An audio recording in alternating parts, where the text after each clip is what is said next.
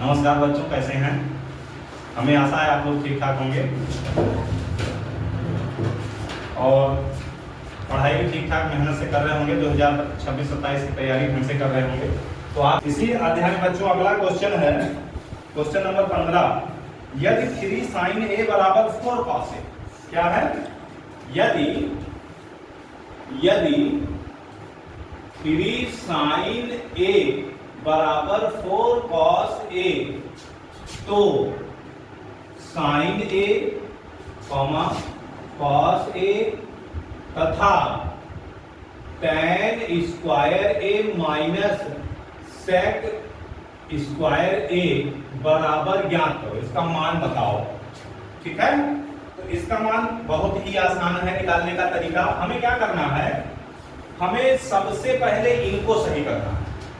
तो अगर हम इनको देखें तो इसको हम लिख सकते हैं 3 sin a बराबर 4 cos a।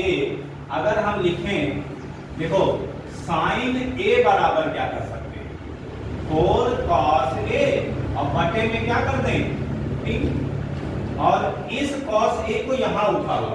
तो इस प्रकार से इसको हम कर सकते हैं 4/3 और यहां कर दें cos a।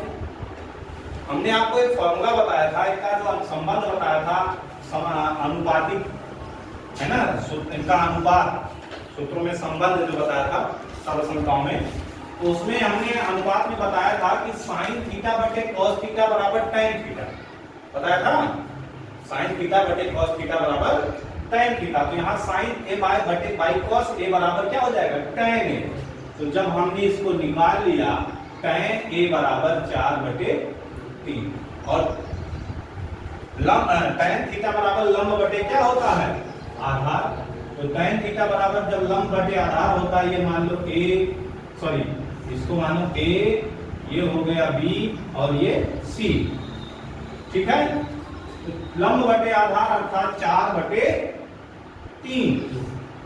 और जब आप पाइथागोरस प्रमेय लगाओगे, पाइथागोरस प्रमेय, तो जब हम पाइथागोरस प्रमेय लगाएंगे तो क्या होगा, कर्ण का वर्ग यानी AC का वर्ग बराबर आधार का वर्ग प्लस लंब का वर्ग यानी AB का वर्ग और प्लस BC का वर्ग।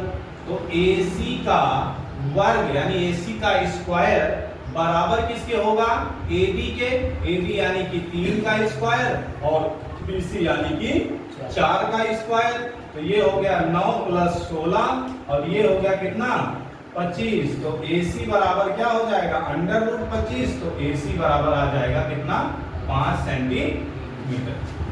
ठीक, यानी ये आ गया कितना, 5 सेंटीमीटर।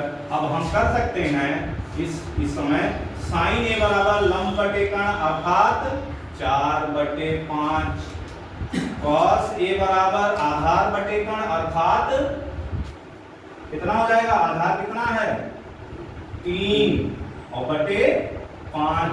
अब tan स्क्वायर ये तो 2 हो गए, ये हो गया, ये हो गया, थोड़ा सा वो बड़ा है, ये वाला क्या है, थोड़ा सा बड़ा है।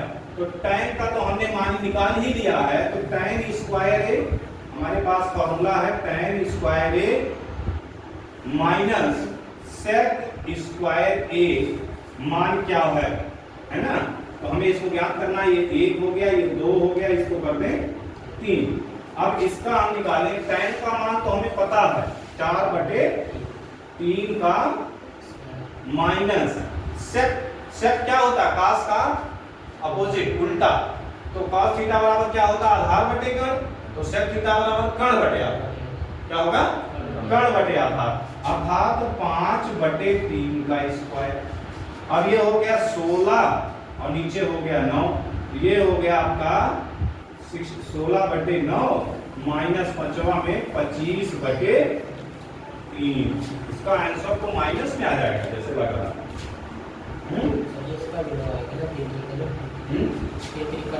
आप 3 का 9 हो गया, 4 4 16 हो गया। हाँ चलो, आप माइनस में आंसर तो आ ही जाएगा।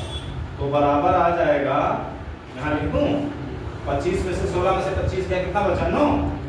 हाँ तो आ जाएगा हमारे पास 9 माइनस में, ये तो आएगा ना, -9 और कट के आ गया बराबर माइनस। समझ में आएगा? तो ऐसे ही सवाल लगेगा, इसका मान आ गया क्या, -1। ठीक है, तो इसको आप लिख लो बढ़िया से। ठीक है, इसको लिख लो और उसके बाद अगला क्वेश्चन फिर बताओ, फिर बताते हैं। ठीक है, ठीक है, अब इसको